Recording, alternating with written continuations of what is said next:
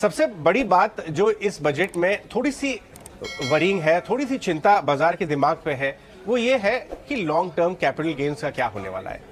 पहले भी हम कई बार देख चुके हैं कि जब भी ये मैटर आता है, बाजार में डिस्कस होने लगता है, बाजार नर्वस हो जाता है। संजीव जी, आप बताएं, क्योंकि रिटेल इन्वेस्टर की पल्स के ऊपर आपसे बेहतर किसका हाथ होगा। इस बार भी ये चिंता आ रही है, ये कितनी फीजिबल है, कितनी मुनासिब है, ये चिंता करने की जरूरत है भी, और अगर आ भी गया, अगर सरकार ने कुछ बदलाव कर दिए उस डायरेक्शन में, तो क्या असर आपको बाजार में होता दिखाई देता है? हाँ, गुड आफ्टरनून। देखिए अजय जी, ये तो हर साल यही बात आती है और गवर्नमेंट एक एक एक एक एक इनेंडो है कि lot of people are making money so tax them, जबकि आपको उसमें रिसीवेबल्स कुछ भी नहीं आते। Unfortunately it was mister Arun Jaitley who started it and it has yielded no results. You see, जो सारा कल्ट इक्विटी मार्केट का through mutual fund investments and savings is the cult is there because of this long term capital gain tax, और आपको ये incentive देना चाहिए। You should have not withdrawn that 10%. उसको करने के लिए आपने एसटीटी को लगाया था और एसटीटी को आपने हटाया नहीं। I think it will be a short term dampener, but we will learn to live with it. India is in a sweet spot, but ये मैं सोचूंगा कि जिस तरह के इन्फ्लोज और आपने एक एसेट क्लास इक्विटी का क्रिएट किया है, अगर आप इसमें कुछ फेरबदल ना करें तो it will be very well received by the market. ठीक है, बिल्कुल। अगर इसमें कोई फेरबदल ना हुआ तो बाजार को रिलीफ मिलेगा। इसके अलावा एक तो लॉन्ग टर्म कैपिटल गेन्स में कुछ भी बदलाव की चिंता है, लेकिन इन सरकार ने तो काफी चौके छक्के लगाए रिफॉर्म के फ्रंट पे। लेकिन अगर हम आगे बढ़े, और एक बार अपने व्यूअर्स को ये बताना चाहूंगा कि बजट होता क्या है। बजट सरकार के खर्चे और आमदनी का ब्यौरा होता है।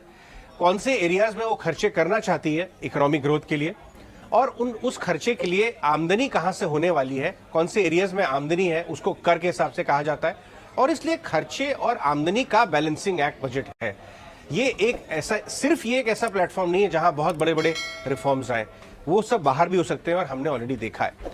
लेकिन हम आगे बढ़ते हैं, कुछ स्पेसिफिक एरियाज के बारे में बात करते हैं। मसीन साहब, आप पूरे देश में आप घूमते रहते हैं, आप अपने इन्वेस्टर कम्युनिटी से बहुत कनेक्टेड हैं, ऑन ग्राउंड कंपनी से भी मिलते रहते हैं। मैं ये जानना चाहूंगा कि इस समय कॉर्पोरेट इंडिया की, स्पेशली मिड टियर जो एसएमई है, और कॉर्पोरेट इंडिया के हाल कैसे हैं कोविड से रिकवर करते हुए? क्योंकि अगर हम रेवेन्यूज की तरफ देखें ना, जीएसटी के, तो वो तो बड़े बॉयंट है। क्या ये चीज ऑन ग्राउंड में रिफ्लेक्ट हो रही है, या मामला थोड़ा सा ऑन ग्राउंड इश्यूज हैं स्लो डाउन के? हाँ, तो अजय जी आपने बिल्कुल सही फरमाया।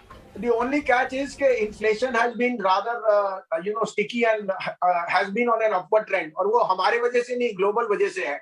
उस कारण से महंगाई ने लोगों को थोड़ी सी चोट दी है, और रूरल इनकम्स में जरूर फर्क पड़ा है, and people have not been able to spend, जिसको कहते हैं हम discretionary spend, has not picked up. तो ये एक थोड़ा सा चिंता है। लेकिन मुझे लगता है कि अगर इसमें कोई थोड़ी सी छूट आ गई इन द लोअर ब्रैकेट, जिसे कहते हैं स्टैंडर्ड डिडक्शन और इस तरह से, तो that can be a very big incentive.